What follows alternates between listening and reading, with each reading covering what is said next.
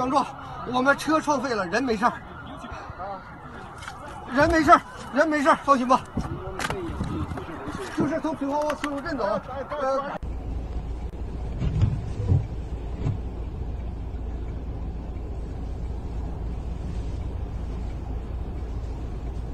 And with a renewed appreciation for the delicate balance between human North China are allergic to snowfall and the record low temperatures. Northern China is bracing for the most snowstorms this week, with the capital preparing for the blizzards. Observers said climate change could contribute to extreme weather events, and such conditions could threaten infrastructure. The National Meteorological Center said Tuesday morning that snowstorm would hit the northern China on a Wednesday and a Friday, as the cold wave swept across the country. Minimum temperatures in some parts of the northern China will approach for the fall below the extremes in the some period in history, the center said. A day earlier, the center said temperatures in the central and eastern China would continue to fall after mid-December. The main airport in Zhengzhou, Henan province, was closed due to ice runway, and 14 cars spilled up in a highway in northern Shanxi province on Sunday, killing 1 person and injuring 6 others. The expected cold wave in the latest in the series extreme weather events in northern China this year. China's Meteorological Center mandated an orange blizzard warning, a blue cold wave warning, and a blue high wind warning at 6 a.m. While schools in the 6 major districts in the Harbin city in the northern China's province are spending classes in the sun due to heavy snowfall. Heavy snowfall in the northern China entered in the highest period on a Monday. Local snowfall is likely to break historical record in some period.